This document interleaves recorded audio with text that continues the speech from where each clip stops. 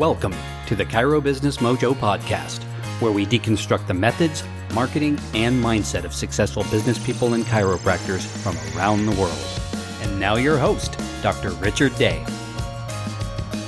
Hey everybody, it's Rich. Just wanted to share with you some thoughts I've been having lately. Been thinking a lot about passion. It's a buzzword anymore. We hear it all the time. Do we have our passion? Have we found our passion? Are we keeping our passion burning? But the more I thought about it, the more I realized, that is an important thing. Why do you think that is? Why do you think so many people are talking about it? And I realized it's because passion is the driver of success. I mean, think about it. If you think about something non-work related, let's say what you love to do. I absolutely love going to concerts, seeing movies, those sorts of things. But maybe it's your kids. I'm passionate about my kids too. Maybe it's a vacation to an exotic location, or maybe it's your golf game. It really doesn't matter. But the idea is that if it's something we are truly pumped about, that we really want, we don't need to find motivation for it. We just want to.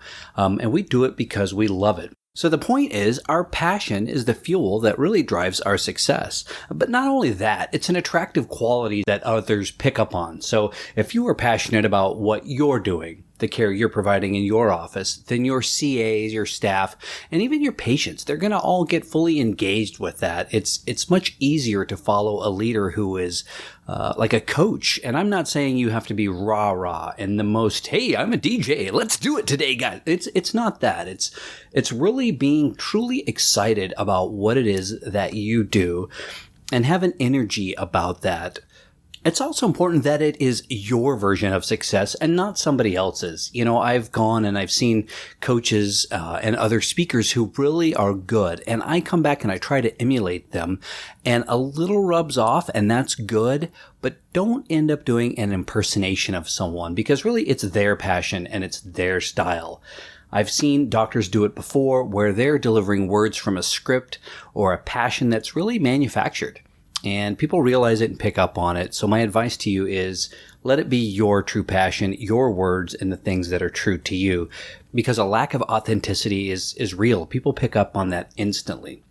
So I want to reach out to you and talk to you today who have maybe been in practice for a while and have lost your passion. When we come out of school, we have passion in spades. I know I did, and everyone who is getting ready to graduate that I talk to, and even those their first year, they are all very, very passionate about what they're doing. But if you're not, if maybe you've lost that edge and you're stuck, it's time to do some deep introspection. You need to ask yourself some questions.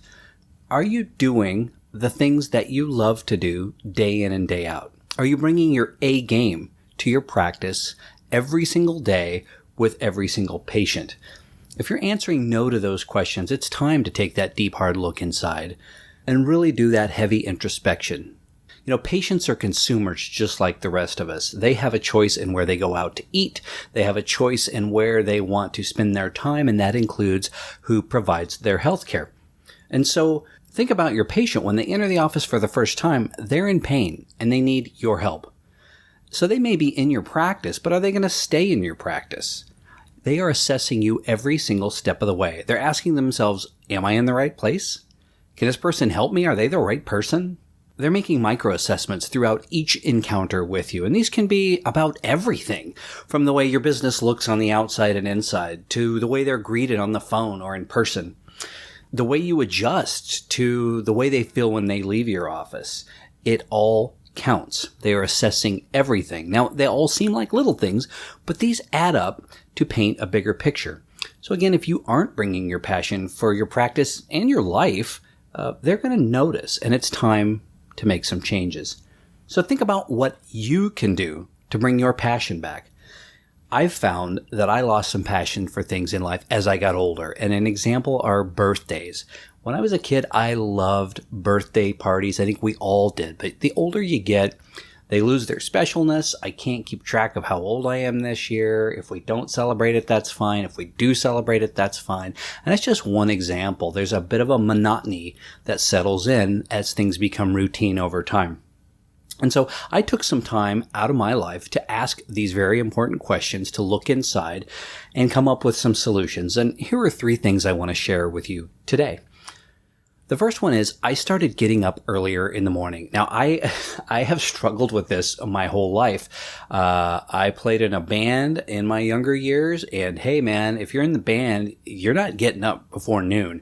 And my whole, night owl, I was very productive around midnight. I get that second wind, and about 3 o'clock is great. Good time to go to bed. And I did that in my early 20s, and there came a time when I decided that enough is enough. I want to rewire who I am as a person. And the statistics show that those of us who are most successful are the morning people. I finally caved into that reality. And I'm not saying you can't be successful as a night owl, but statistically speaking, the morning people are getting more done before we wake up. So I started getting up earlier in the morning. And let me tell you what happened. First of all, there's just something really special about getting up when the sun's coming up.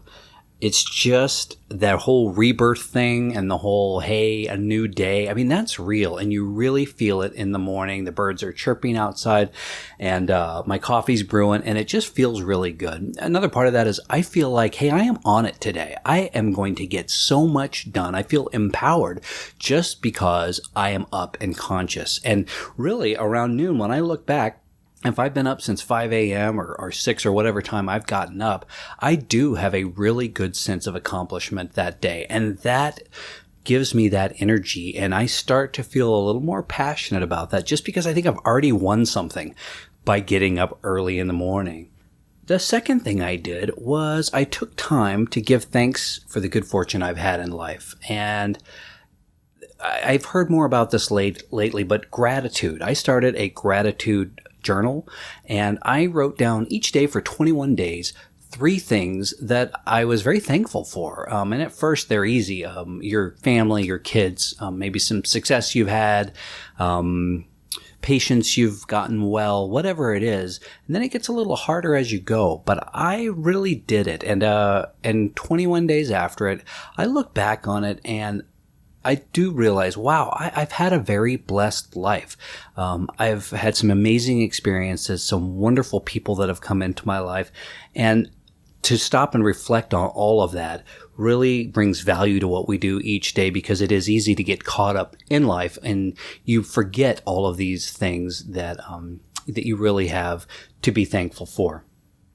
And the third thing is, I started doing things a little bit differently. And this is another one. We tend to get stuck in ruts. We do so much of the same activities every day, day after day, are really the same things. I mean, think about it. We go to bed, we wake up, we eat, we go to work, we go to lunch, we come home, we have dinner with our families, we put the kids to bed, we do it all over again. Wash, rinse, repeat, right?